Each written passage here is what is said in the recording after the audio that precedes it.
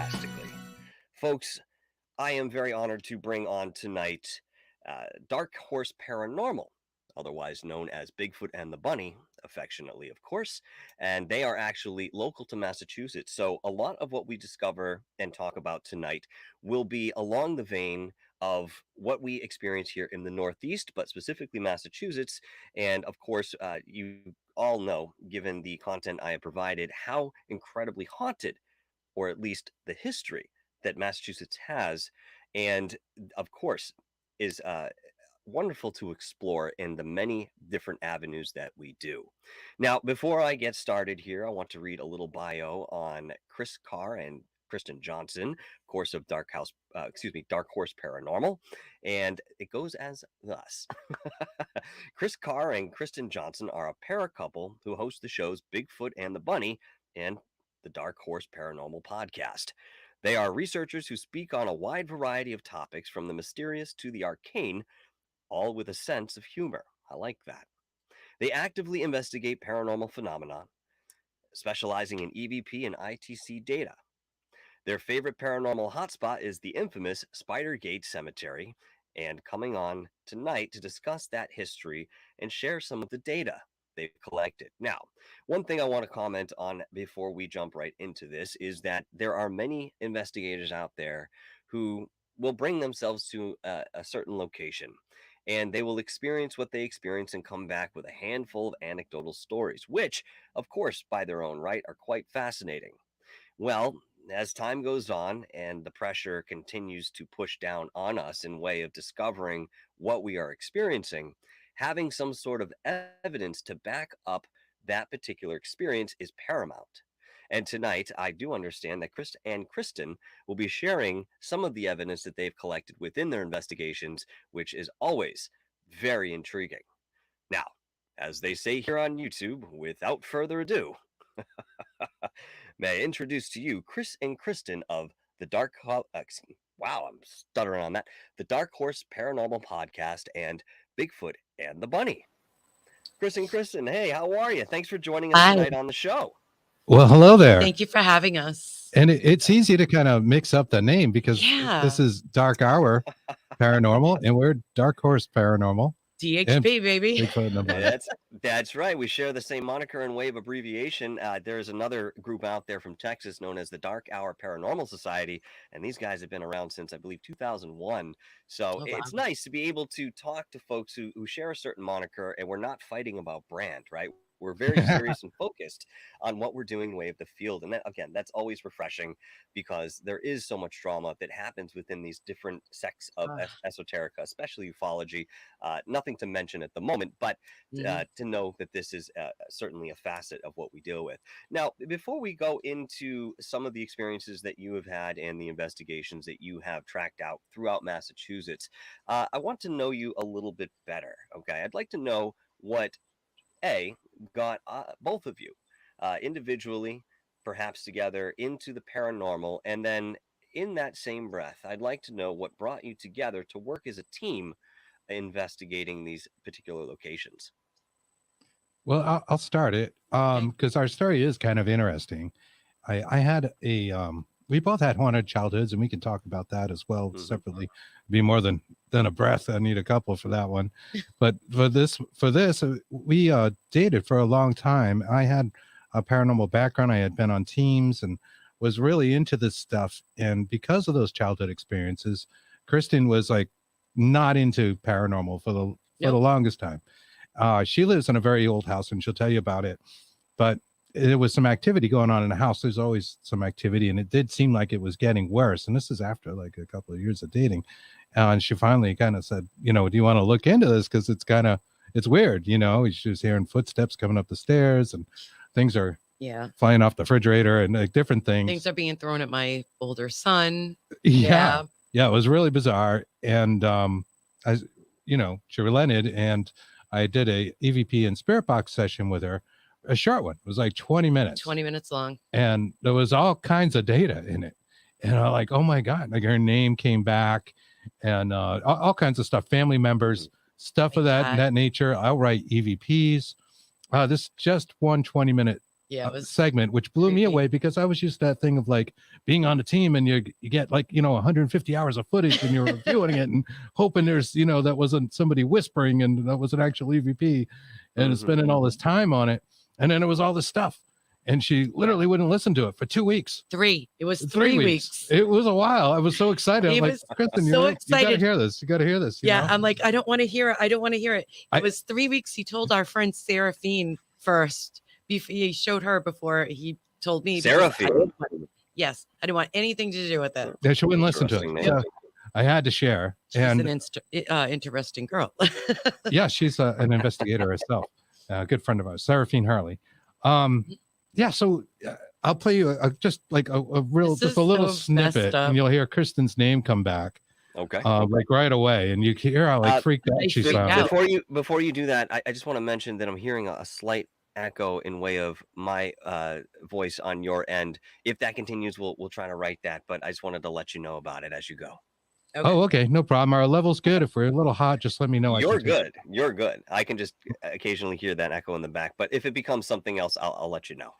Okay. All right. That may be the interwebs out there. Oh, Ghost in the Machine. Ghost in the Machine. That's so this is just a short clip, and you'll hear Kristen's surprise in it. Oh, is that what you're hearing? Yes. Okay, I wasn't sure. I can't wait to play it back. Sounded like Kristen. So like it was stuff like that. And if you listen to it, it goes, "Please help me."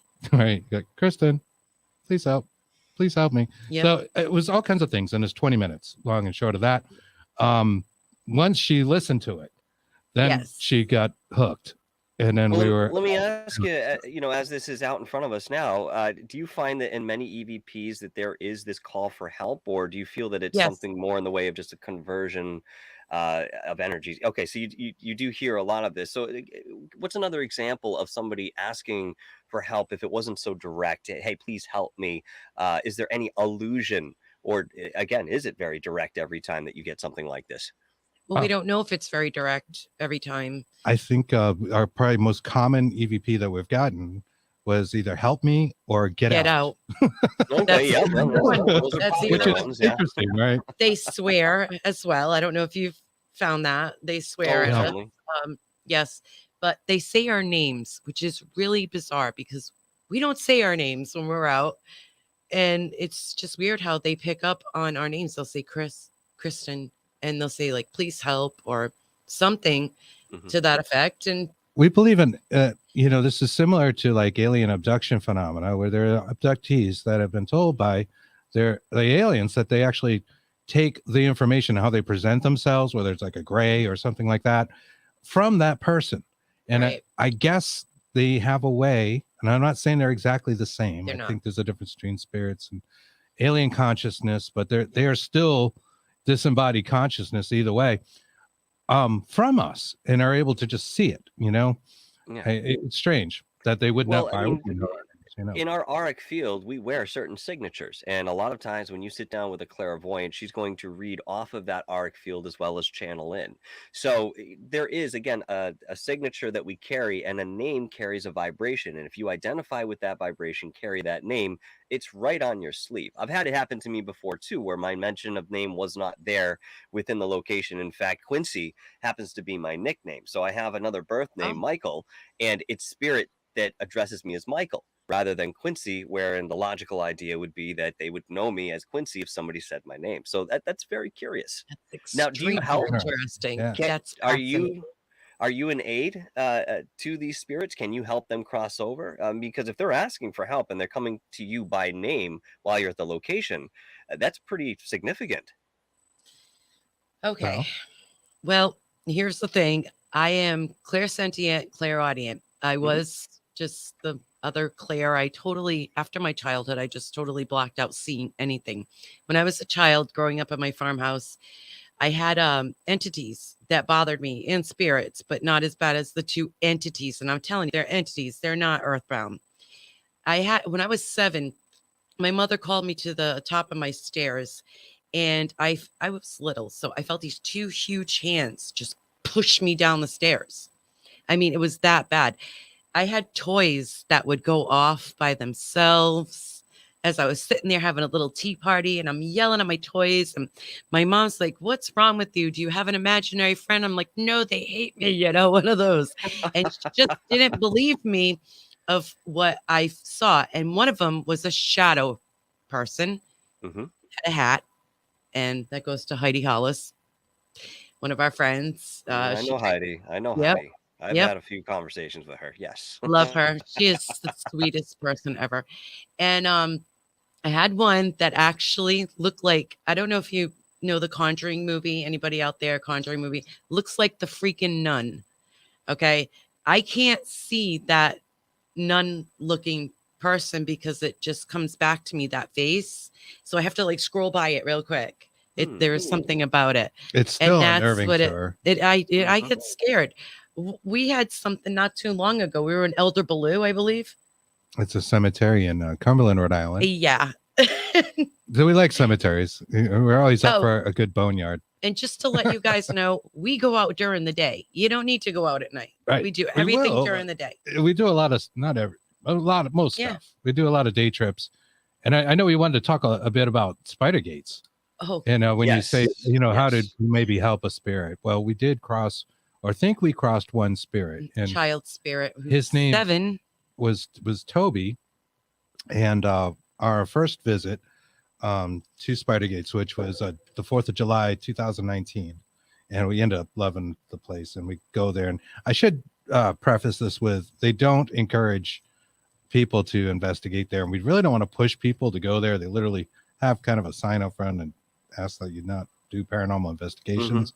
But it's open to the public during the day, and it is beautiful. It's set off the road. I know you're familiar with it yourself, Quincy, but the location, it really isn't a place to go at night. It's heavily patrolled by the police and that kind of thing. And we don't really want to encourage it. But if you go there on a nice, beautiful day, bring some off. There's a lot of mosquitoes. Oh, yeah. Vlad and his minions are out to get you. They will. And they are sometimes like a little bit overwhelming. But it is beautiful country and very historic with, some old, very old headstones there. The Earl family and Marmaduke Earl is a lot of legends, a lot of urban legends we can talk about. We got the Potters, there are 1600 Southwicks and all that. Yes. But we encountered this spirit named Toby. He identified himself, and the first time we went, he said he was 7 years old. He says it repeatedly. Again, I've clips of this through our spirit box. 7. You hear it several times. I asked the question. Kristen asked the question. The same answers came back, and we felt like we had some kind of contact with this child spirit. And there was some other data. We returned, I think it was, I don't know, maybe a month and a half later. Yeah, it was a month later. September or something. And asked the same questions, got the same responses, got the same age, all of this stuff. You've got it all recorded. In fact, we ran into some people that were doing the same thing as us, kind of quietly walking around with a recorder. They joined our session, and they were like, "Oh my God, I can't believe this is happening." And we decided that because some of it's sad, he actually seemed to be looking for his mother. It says, "Where's mom?" It is the most saddest thing. You could kind of hear him whimpering. He's sobbing. We said, well, that's good enough reason to try to help this spirit, right? And we did. We went back and we crushed candy, or Kristen this part. I'm an eclectic witch, and Chris is also eclectic. And what I did was I took from voodoo, and we talked to Kat Ironwood, and she told us, we have a podcast on it on Dark Horse Paranormal, if you would like to listen. She told me what to do, what herbs to get, and how to really do the intentions, which I do already. And I smashed up candy with these herbs, and I actually took it from the back of where we got this from, of Spidergates, and I took the crushed candy activity area, and I let him, and we opened those gates right up, all of them. We walked him out, and we put all that intention in.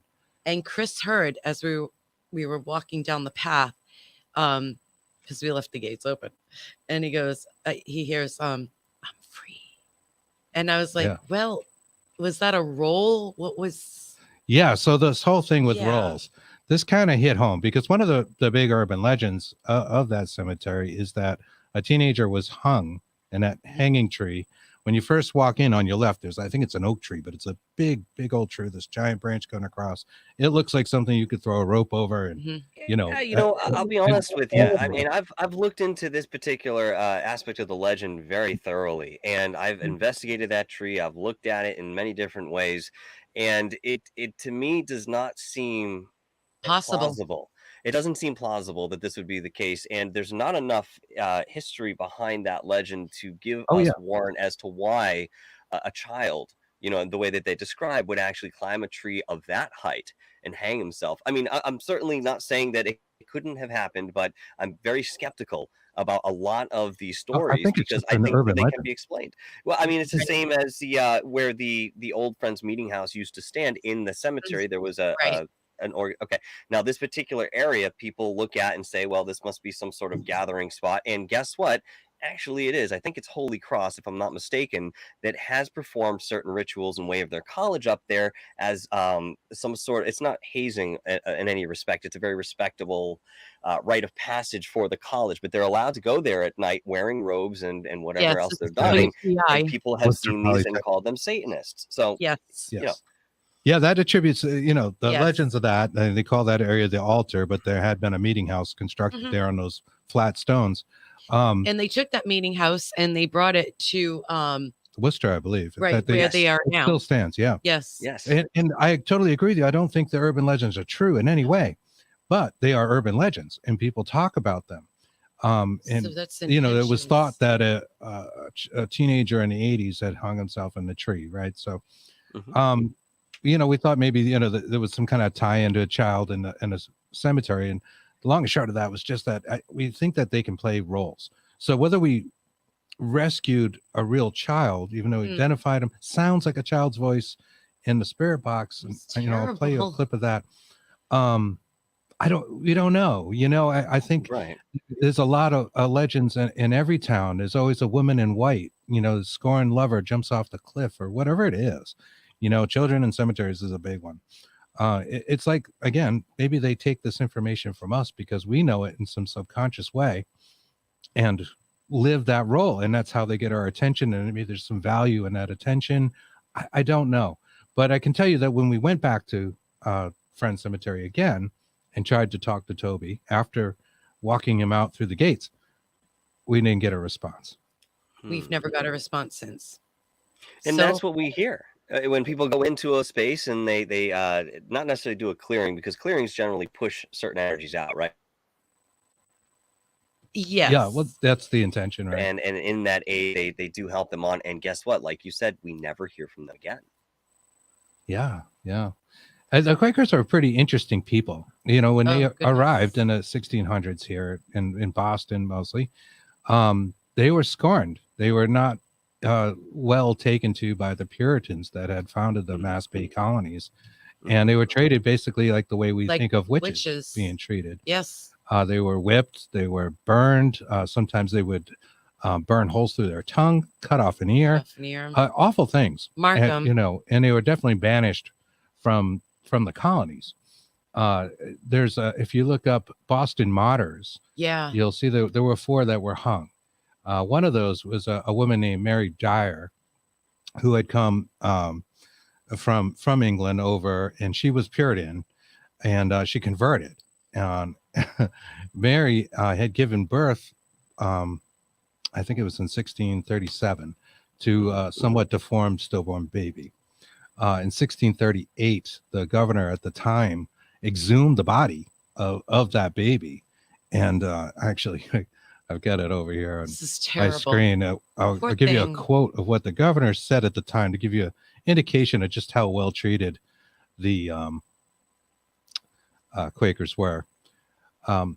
He said, quote, "It was of ordinary bigness. It had a face, but no head, and the ears stood upon the shoulders and were like an ape's.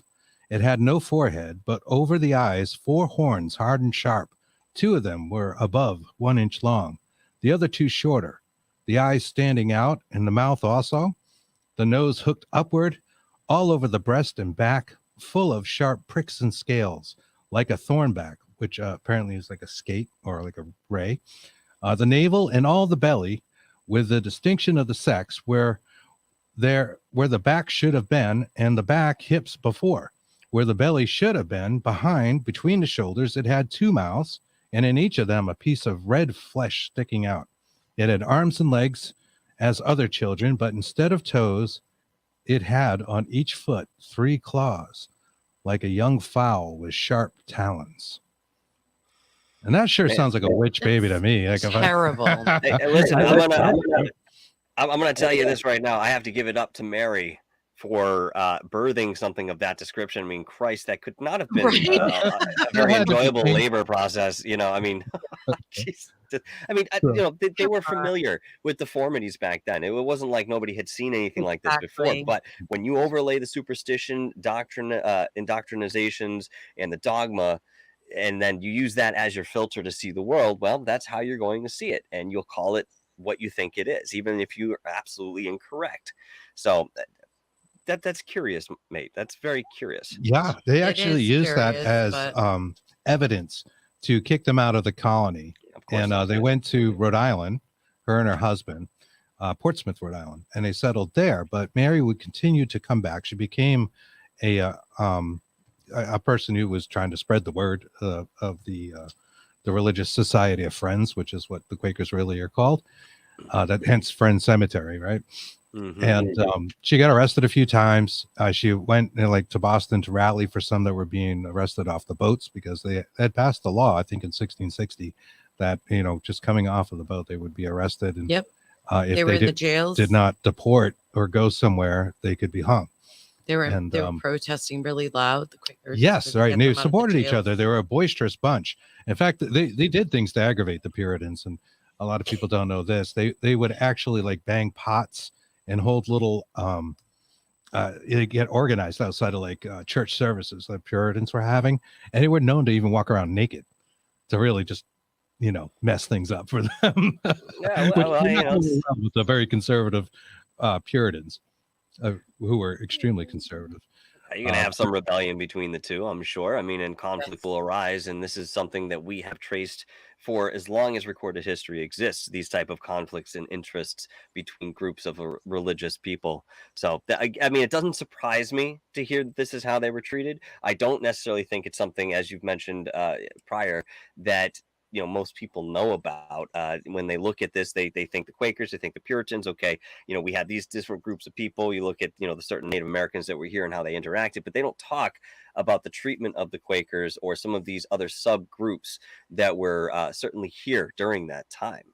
Let me ask you very quickly, coming into, I mean, knowing that you have been to Spidergates as many times as you have, and this seems to be a certain focal point for you in your connection with the energies there, whether they be entities that were non-human, whether they be spirits that are crossed over, something stuck or otherwise. Do you find that there's any structure of hierarchy within the paranormal world? Yes, I do. I think there is something totally that's it's not of this earth. It's just chaos. And I don't want to say the D word. It's just very negative. The more the people go there and antagonize it, the more energy it's fed, and it's around the woods, around this stone wall. Yeah, definitely. We feel like it's one of those kind of portal areas. Yes. In fact, when the Earls bought it, or initially, they bought it from a group of people in New York. Mm-hmm. That land got subdivided into these giant lots. They bought it from the Nipmucks. They bought it from actually this New York group, and then the New York group had bought it from the Nipmucks, and we don't know what they paid. We tried to find out. We went to we actually went to the library after all research. This. Yeah. And then the Earls like subdivided it with the Southwicks, and that particular plot where the cemetery was half Earl, half Southwick when they put it in. But they were told that it was magical lands, that it had special powers. And I think the Nipmucks really lied to them. There's something about that land, and it's just one of those places. Maybe it's a ley line. You know, we don't know too much about ley lines. Seems like the information is very confuzzled when we get into that as far as where they are. But it has that kind of thing to it. One of our most paranormal experiences was our first trip there, and it's not recorded. And let me just tell you what was going on. We were walking together toward like an outside wall, again, thinking that there is bigger things outside of that cemetery and that beautiful land that's out there. And Kristen had, actually, I've got it right here, this Tascam recorder with pretty much noise canceling headphones like these plugged into it. So everything she's hearing is coming through the recorder. She's not really hearing anything with her regular ears, right? And we were just walking and asking questions and stuff. And we heard a voice go, hello, like extremely loud. Echoed. Scared the crap out of us. Like, it literally jumped up in the air, scared. Did. And I thought somebody had just like saw us walking with a, recorder and was mad. Like maybe like the reservoir local police or somebody. Reservoir police or whatever it is, that forestry that, patrols that road. Nobody around, nothing. And I got up on the wall. I stood up there. I'm looking around, like in the front, like just looking for people. There's nobody there, nobody around, not another sound. Yep. So this is in the environment. You're not just capturing this on a recorded medium. We heard it in real time. Yes, right? That was our voice. Yeah. When we played the recorder back, there was two recorders going. When we played it back, the no hello. It's not even there. Nothing. So everything again that Kristen could hear was coming through the recorder, but she heard it too. We both jumped. Another one. We're like, what the hell is that? That kind of stuff. You can hear us talking about it, area. but it's not actually there. Nothing's there. So that was like the craziest thing that happened. I jumped off of that wall and like a rock came down and it hit like another rock. It made a noise. Having this on in headphones, it scared the hell out of me. Yeah, it'll shock you. Yeah, it sounded really loud in headphones, and we captured an EVP right in that moment. Oh my God, you got to hear this. And I'll play that. Do you have the bleep? Is there? I'm not really sure. We don't need to swear. It scared the shit out of me.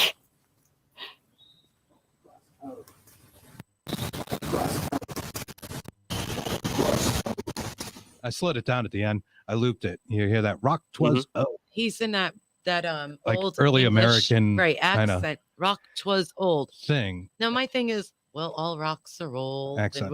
So maybe he It's meant a the silly wow. thing to say, but we had, I just knocked off the rock. That's what that banging was, and jumped off the wall, and we captured that. Yeah. And we've captured that same voice other times. And we call him the gatekeeper. We call him the gatekeeper because are you familiar? You know who Sam Baltrusis is? Yes. He writes a lot of books and he puts on shows and He's so stuff. nice. Yes. Sam also went to Spidergates and met the gatekeeper, right? He's clairvoyant. Yeah. And he saw him with his eyes. Well, and as a gatekeeper, let me just ask you this very quickly. Would this be considered a watcher spirit of sort? Could this like be a synonymous guardian, with that? Okay, with a guardian. Okay, yes. Okay. Yeah. The sort of guardian of the cemetery. That's what it feels like. Yes. And the cool thing about this, we had a conversation with Sam about him, is that the way Sam saw him is kind of the way we thought he would look like a having mental this kind of picture overalls with suspenders kind of thing going on. This kind of like old, kind of big, but kind of like farmer guy. And we had the same idea that's what he looked like. And Sam actually saw him clairvoyantly, and that's how he described him. Exactly how he is. Anyway, so that's got to be the same guy. He said it had the accent, the whole thing. We had played. That's a cool confirmation to have. I mean, it's clairvoyantly, and then knowing that this is the interpretation that others have pulled up as well. You mentioned something very interesting about the land. I mean, the Nipmuc did own this at one point. If you want to say anything in way of ownership, although they would never describe it that way, I have been told several times over. Well, there's two things I want to discuss with you. The first is that there is possibly an Indian burial ground just beyond either the left. Okay, when you come in the west wall, okay, where the remainders of those posts are, down in that area, supposedly there may be an Indian burial ground, or it's straight in the back as you follow that little path back, and you find the stone wall that separates what was left of the graveyard into the thick of the woods. Have you found any information, even whether it be your own experiences or documented, that there is some sort of Native American burial ground on that property? We have no confirmation of that. No. But we do feel like there is something we'll call it funky with that area, especially beyond the posts. That's walled off as well, and it's all overgrown now. But we have this sneaky suspicion that there is a body or more bodies in there. Well, I mean, Sometimes. it's possible that at one point this land was a little bit more expanded in way of the graveyard, and at some point they decided to make something more formal in way of the walls, and this became the outline that you see today. Many different Right. graveyards that I've been to, graveyards specifically, I don't necessarily find that the activity that's in this spot is actually indicative of the graveyard itself. A I lot of agree. times it's coming from outside in a peripheral sense within the woods. And very Yeah. quickly, I'll explain something here. There's a graveyard out in Douglas/Uxbridge that certainly has a lot of activity. And when I remote viewed this spot to let them know that I was coming back, literally, I thought I would get to the graveyard in my mind's eye, and these would kind of just manifest in that space. It was the exact opposite. They started literally coming out of the woods and coming into the graveyard to meet me as if it was some sort of symposium. So, in way of your investigations, Bunny, I'm sorry, Kristen, I hear you, saying yes, this is certainly something that we've seen before. Can you expound a little bit on why you would think that maybe this is coming from the outer woods, that land that's around, but now being encapsulated and experienced within a place of human rest?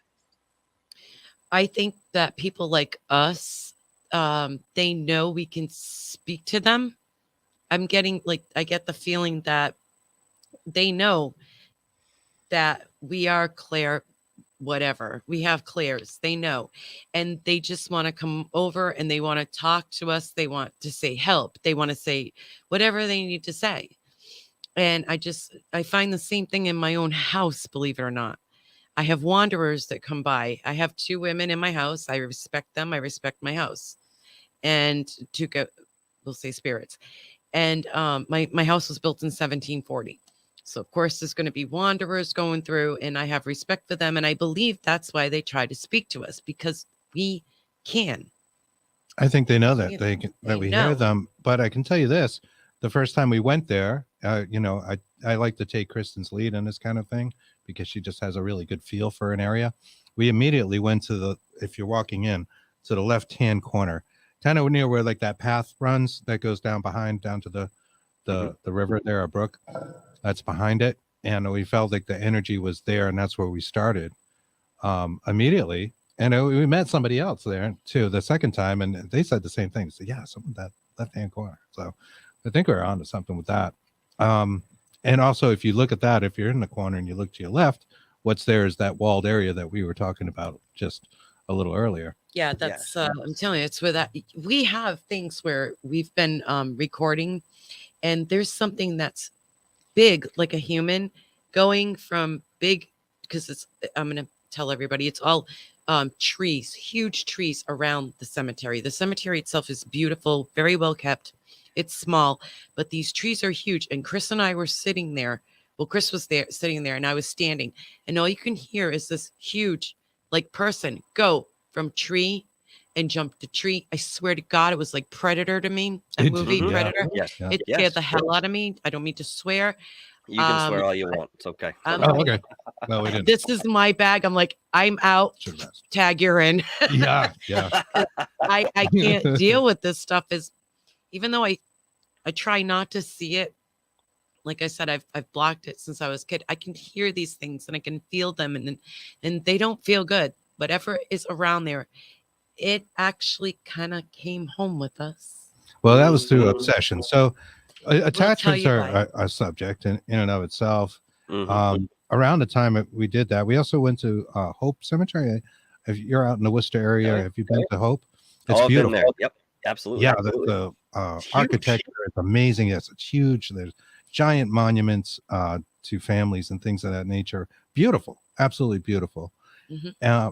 We were visiting a mausoleum. I'll just say the Hode Mausoleum that's there because I had read a story about it. Had been broken into a few years, and the bones were stolen out of it. And they actually caught the guy that did the grave robbing, and he was a high priest of Santeria.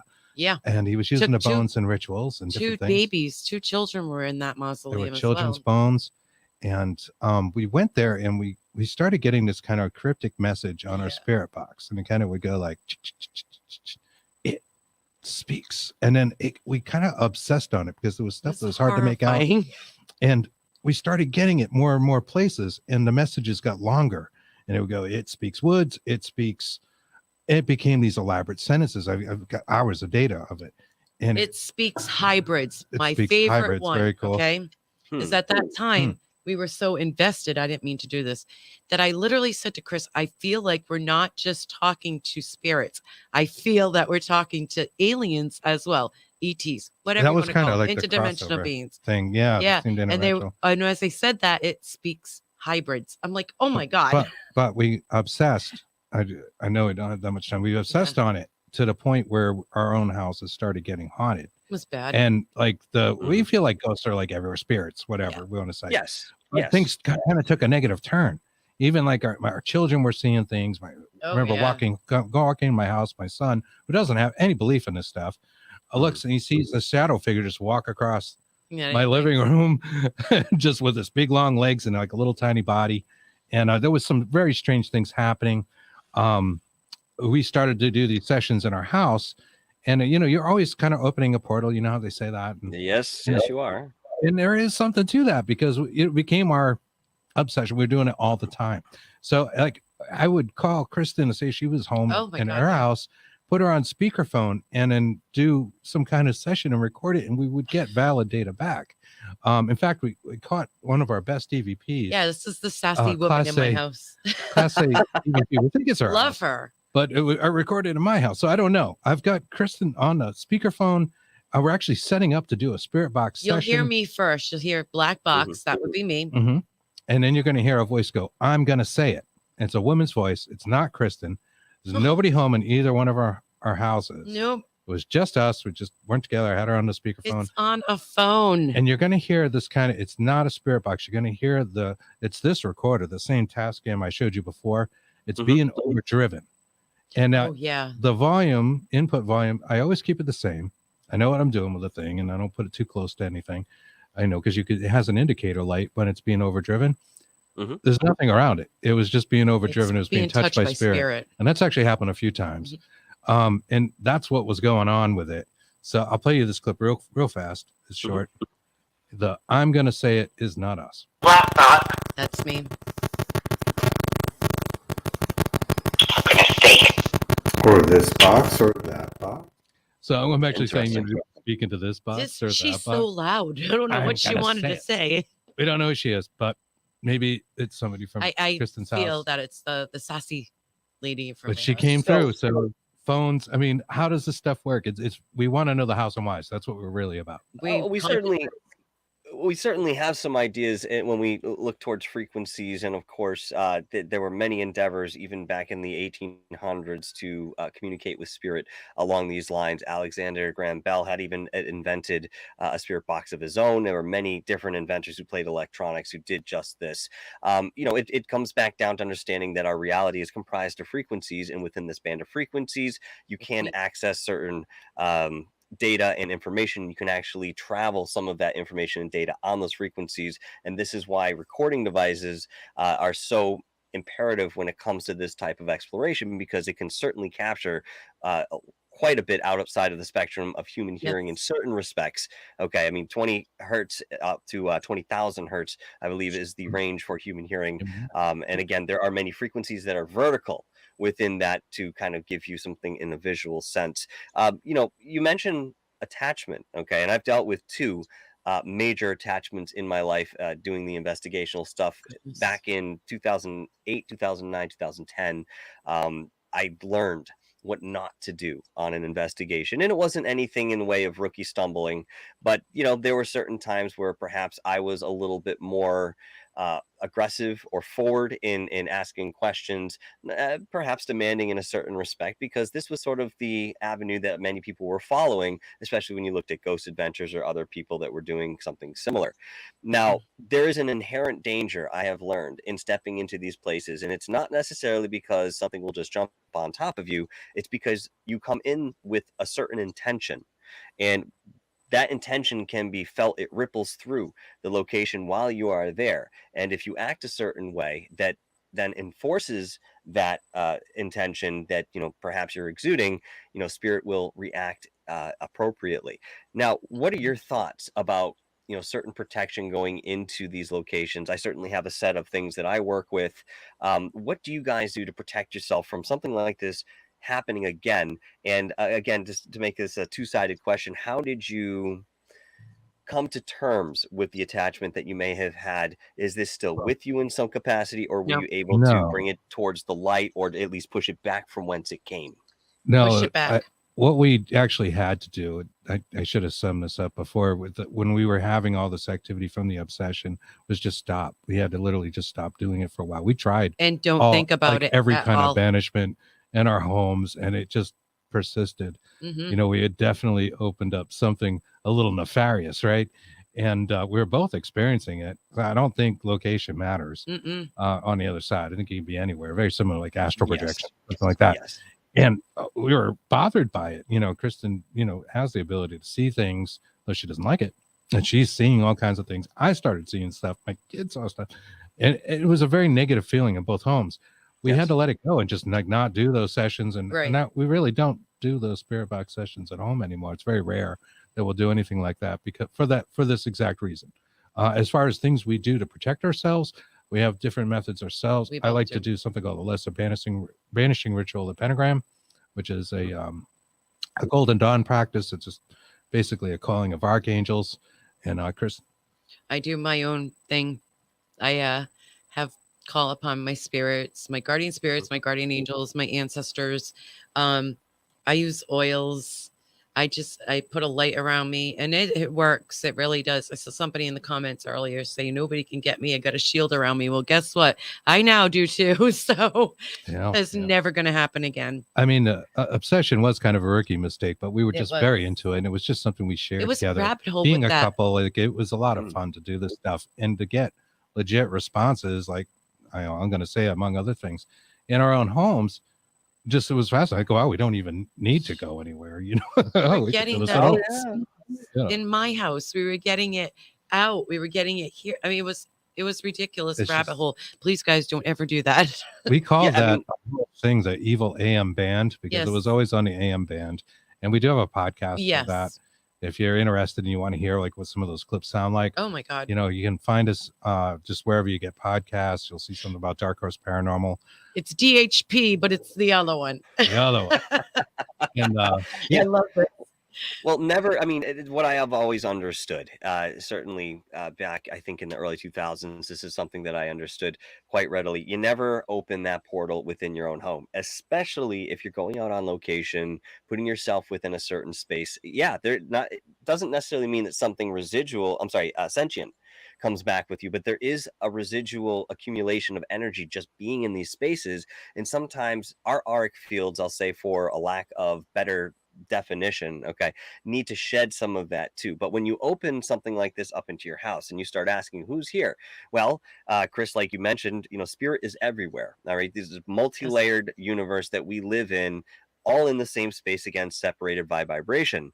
So you connect with them, and next thing you know, you have a whole fun house of different spirits that are coming in, doing this, the other thing. Oh, I want to communicate, whatever the case may be. But your sanctity, your space of meditation, we'll say, and comfortability is now infiltrated possibly by interlopers in a certain respect. So yeah, that is certainly something that I have learned. You never open up that portal in your house. I know some people do and they get away with it, but for the majority of us, I'd say it was a strong suggestion not to go down that track. Now, the first attachment that I caught was actually from the Rutland prison camp. I don't know if you guys have traversed your way out there. It's a very interesting location. I had visited many times prior to actually having this experience, and before I went out I was actually filming a pilot for a television show at the time, and somebody who was very versed with this area and in this field had told me, he was like, oh, I actually exorcised this one particular entity off of somebody about 8 months ago. Just don't go over by the tunnel area. Some people had raised this thing, didn't know how to put it back, and it's predatorial walking around the grounds, but just stay away from the tunnels, you'll be fine. Long story short, it found us where we were in the root cellar, which was some distance away from the tunnels, and it was my energy that called it there. I was looking for something darker anyway, and that's another story in and of itself.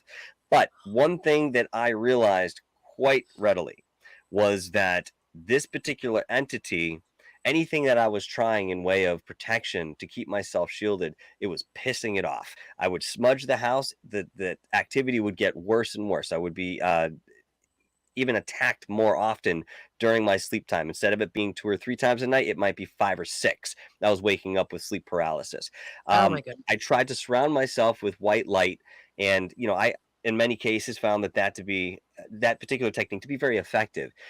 This one, again, it just enraged it. So I actually reached out to my friend who had warned me about this. And, I said, hey, I caught this for some reason. He kind of thought it was sort of humorous at first because, we didn't go anywhere near it. But he said, okay, well, here's the thing. This is a very, very ancient entity. It doesn't respond to white light. It's absolutely immune to white light. We're going to have to do something else. Well, that's what I thought too with ours.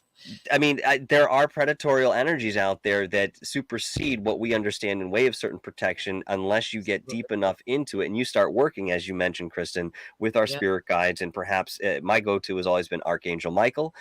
Don't know why I have that particular connection, but that energy is always there. Now, what I ended up having to do was actually face it myself. We didn't sit down and come up with a group of techniques and say, why don't we try this? We're going to go down this route and then we'll do this. It was basically me on my own. And it just got to a point where I had had enough. And this thing was still there saying, why did you call me? I'm here. What do you want? And of course, I'm giving you the G-rated version because this thing was incredibly perverse in way of its dialogue and verbiage. And long story short, I did face this in a certain meditation.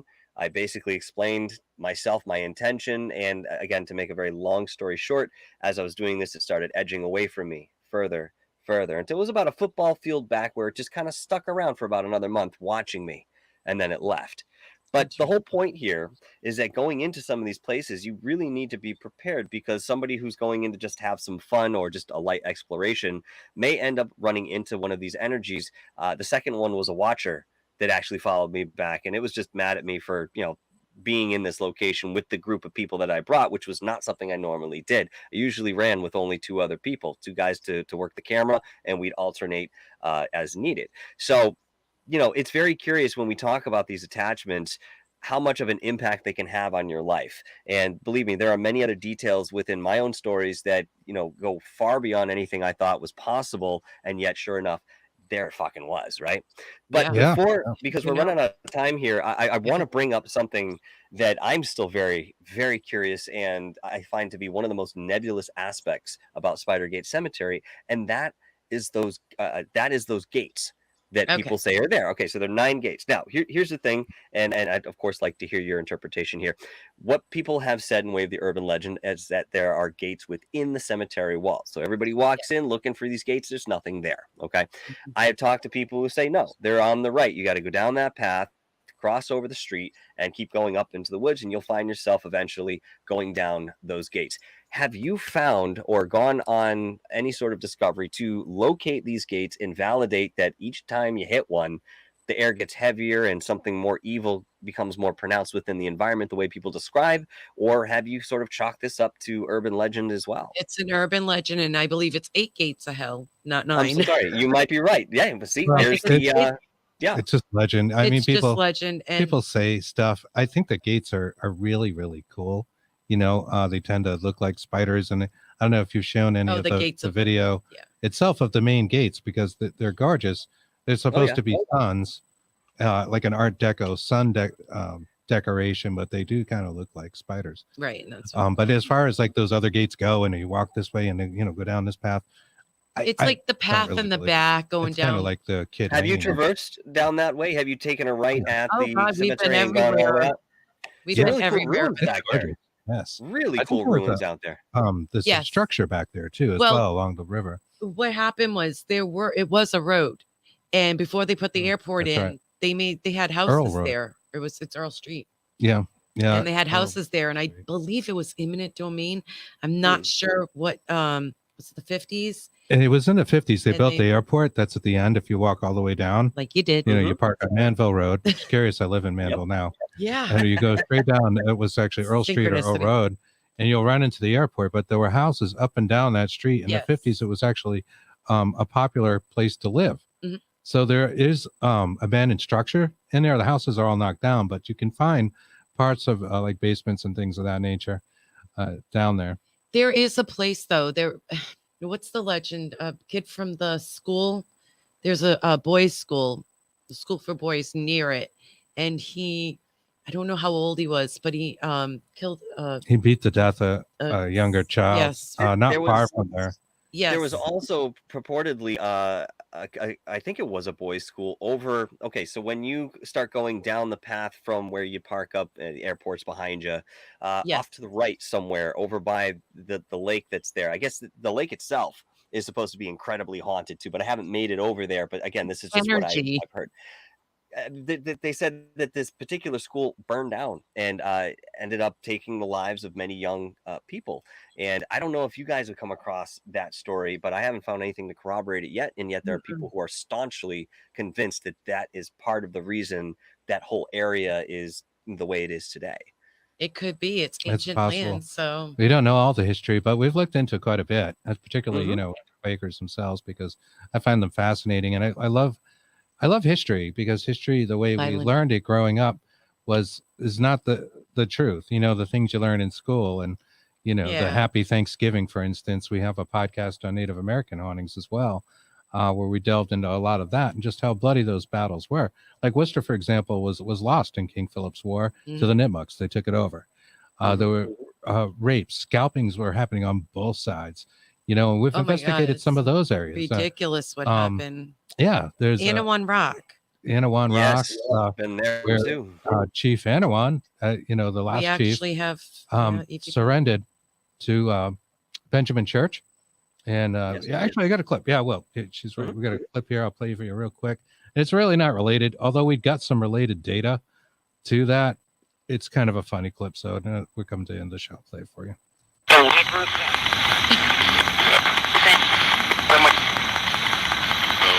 Who lives here?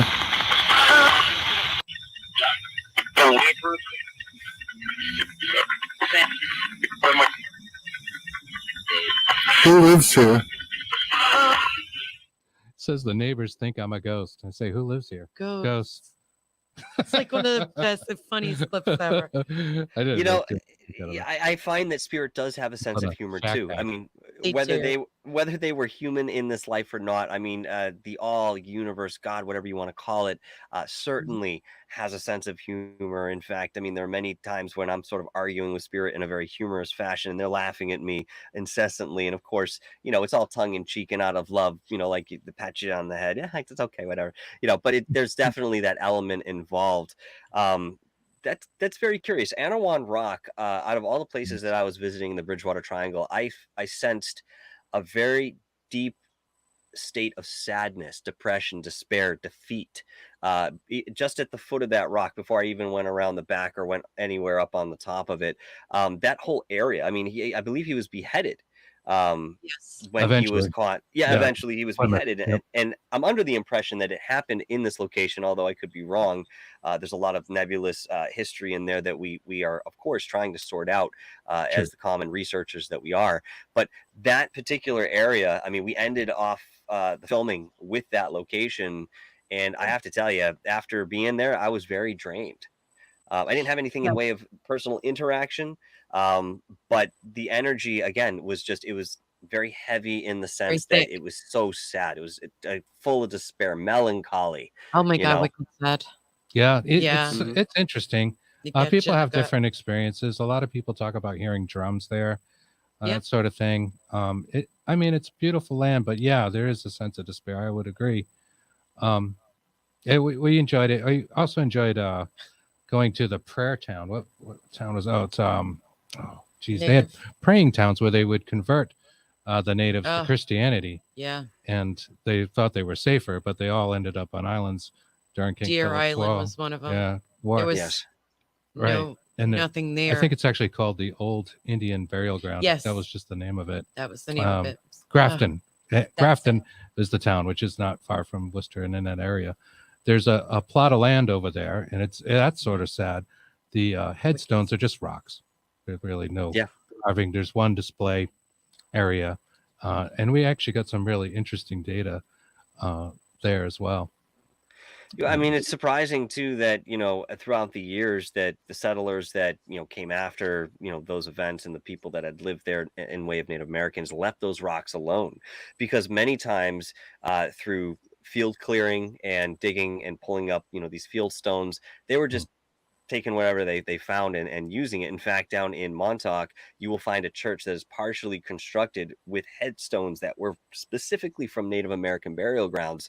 And oddly enough, it looks like they ran out of them halfway up. So I don't know what the whole point was. But I mean, to desecrate a sacred land like that for the sake of industrial development, I mean, this obviously isn't going to sit well with a spiritual people and culture that had been part of that land. It wasn't that they just lived there, they were the land as well. I mean, and this is what That's we're right. missing today. We're so disconnected from the natural state of what we intrinsically possess that, we make up all kinds of excuses as to why this is. And yet at the same time, we're just missing everything in front of our face that's True. right there. And it is tangible. It just takes us to, sit back and say, hey, I decide to recognize this. I'm going to acknowledge that this is part of us and relinquish the fear. Of course, that's a huge thing.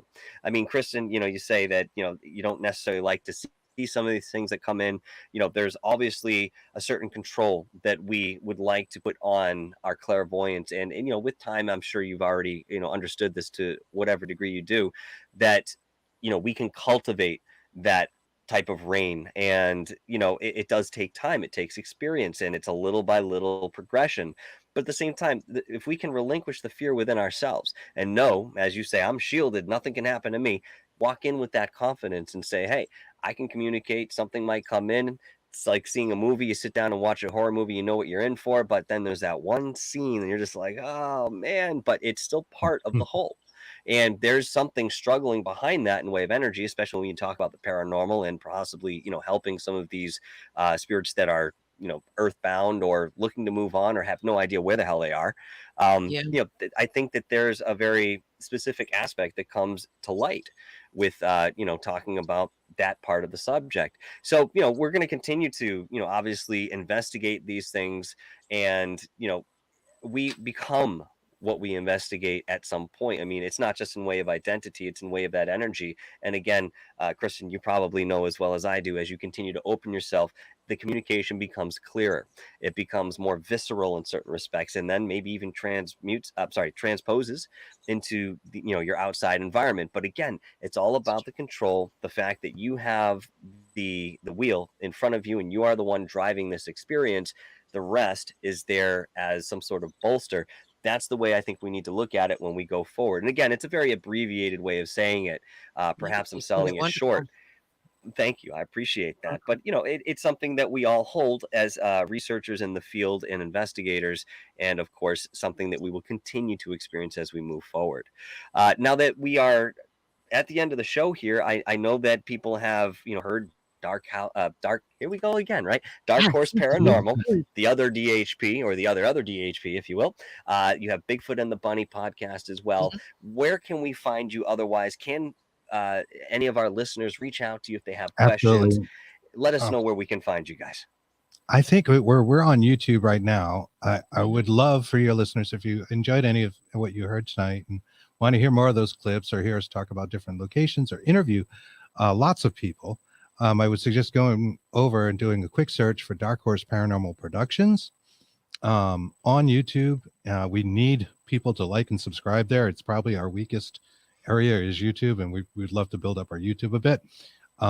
You can find both Bigfoot and the Bunny episodes on there. We do a show every Thursday is Dark Horse Paranormal, kind of a live version. We do have some produced audio podcasts as well that we're in the Spotify link that's in chat. Mhm. But we do live interviews and shows, sometimes open discussions, open lines, like in the style of Art Bell, Sure. things of that you wanna nature. ask us questions or That's on Thursday nights at 9 p.m.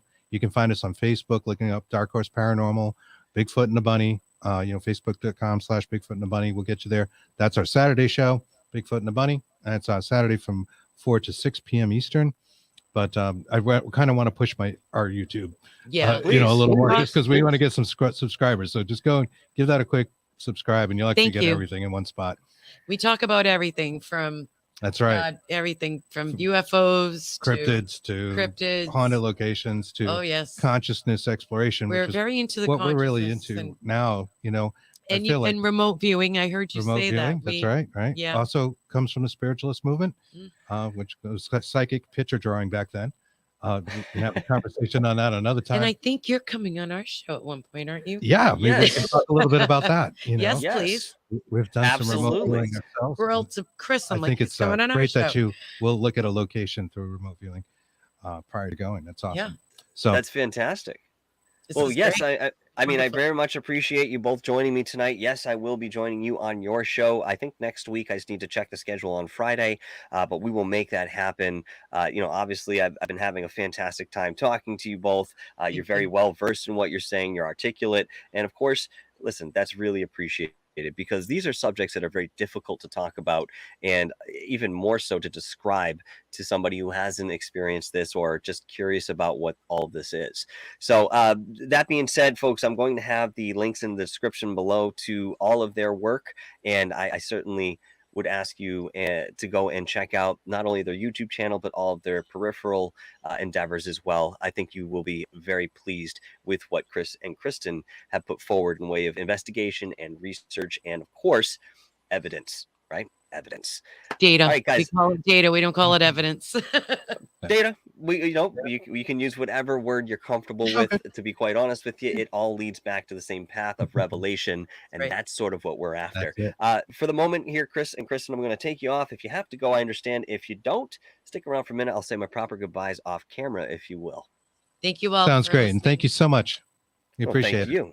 Hey, listen, Jesus, didn't mean to cut them off. The pleasure's all mine, Chris and Kristen. Really, it's been fantastic. Now, we look at the subject of the paranormal, and we continue to talk about it. And yes, there is some reiteration within the folds. And again, as I said in the introduction, in certain ways, this is intentional. We want a fresh perspective.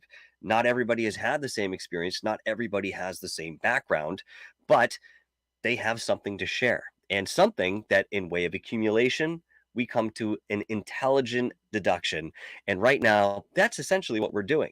We talk about disclosure, at least in way of ufology, coming from something internal, comes from the person. It's not any outward organization that's going to come out of the woodwork and say, yes, there are aliens. We're going to be doing this. This is the history. Check out my cool spacecraft I've been hiding for many years. It doesn't happen like that. Never has. Okay. Yes, there are people who say disclosure has already happened.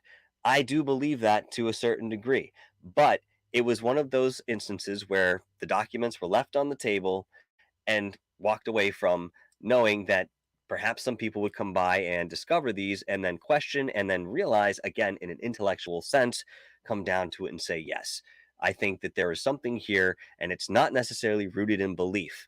Belief can be dangerous. Belief comes when you don't necessarily understand something, but you have certain conviction behind it. Remember, we are in the duality. We are the right brain. We are the left brain. Both of these must be implemented to create the whole. We cannot ignore one facet and go solely into another avenue and say, this is the only way. Because when we do that, we find ourselves in deep trouble, as we already have in our history. Folks, I want to thank you so much for joining us tonight. There is so much more to come on this channel. I want to thank all the new faces I saw in the chat tonight. Appreciate you coming by. Welcome to the show. Please come back. You will enjoy yourself. I do promise you that. All right, folks, next week we will be back with, again, more guests, okay? And if I can get out into the field over the weekend, shoot a mini documentary or two for you, I'd be more than happy to do that. I am right as rain is wet and ready to go. After my experiences down the Bridgewater Triangle, I've had the time to rejuvenate and, allow my energy to anchor and sink back in, grounded right here with us. And I am back and present without that accumulation, which was weird. I've never experienced that before, but apparently that is something when you visit umpteen haunted locations in a very short window of time. So again, folks, thank you so much for being here. Thank you, Super Chatters. Mr. Catfish 2100. Appreciate your $5 super chat. Thank you so much. I will, during some of these interviews, folks, when you donate to the channel, I will read and talk about, depending on what the comment is, I will talk about this super chat at the end, and I'll address that donation just so we don't disrupt the flow and the continuity of the interview, because people get locked, and myself included, into some of these subjects and thinking about what comes next, how to follow in. Some people are pouring their heart out depending on, what aspects we're talking about in way of the subject. I don't want to interrupt that if I don't have to. There are going to be shows that were a bit more loose in format. Jared Murphy and I were on last night, and it was a very, very interesting show talking about the different varying shapes that we see in way of UFOs and what that might actually mean, considering that many of them appear to be aerodynamic, which is a conundrum considering they have metapropulsion and transmedium capabilities. Why do you need to have a ship designed to lessen aerodynamic drag? So go and check out that show. Again, we shot it last night, a very fantastic show, and we will see you again next week with another exciting show here at Dark Hour Paranormal. But in the meantime, stay explorative, stay inquisitive, and continue to be with us as we traverse this nebulous field in search of the answers that we all seek. See, I got it this time. It's still an improvisation, but I got it. I really, really appreciate you. And I really appreciate the ability to do what we do here. And I want to thank each and every one of you once again for hitting that 4,000 subscriber mark. We continue to go up, and that's the only direction I will accept. Until next time, ciao.